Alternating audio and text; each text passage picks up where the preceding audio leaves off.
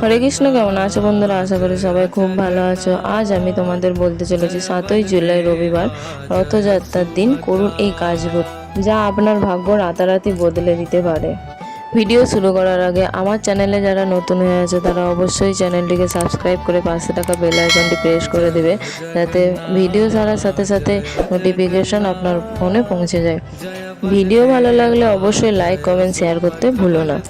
বন্ধুরা, শাস্ত্রে ব্রহ্ম মুহূর্তটাকে প্রচুর প্রাধান্য দেওয়া হয়েছে, তাই ব্রহ্ম মুহূর্তে যে কোনো কাজ করলে সেটা সফল হওয়ার সম্ভাবনা থাকে। তাই এই 7ই জুলাই রবিবার ব্রহ্ম মুহূর্তে করুন এই কাজটি। ব্রহ্ম মুহূর্তে ঘুম থেকে উঠে স্নান করে 3বার এই মন্ত্রটি জপ করুন।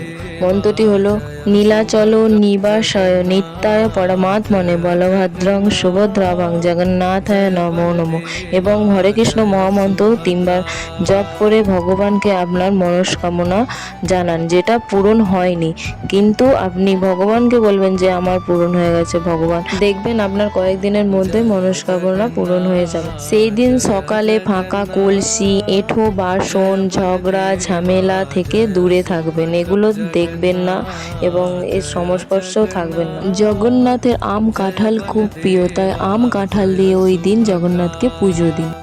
রথযাত্রার দিন অবশ্যই নিরামিষ খাওয়ার চেষ্টা করবেন এবং পটল কলমি শাক খাবেন না। সেদিন রথ টানবেন এবং রথ দর্শন করবেন, রথের রশ্মি ধরার চেষ্টা করবেন এবং বেশি বেশি হরিনাম জপ করবেন এবং সারাদিন শুধু জয় জগন্নাথ বলবেন। দেখবেন জগন্নাথ দেব আপনার উপরে কৃপা করবে।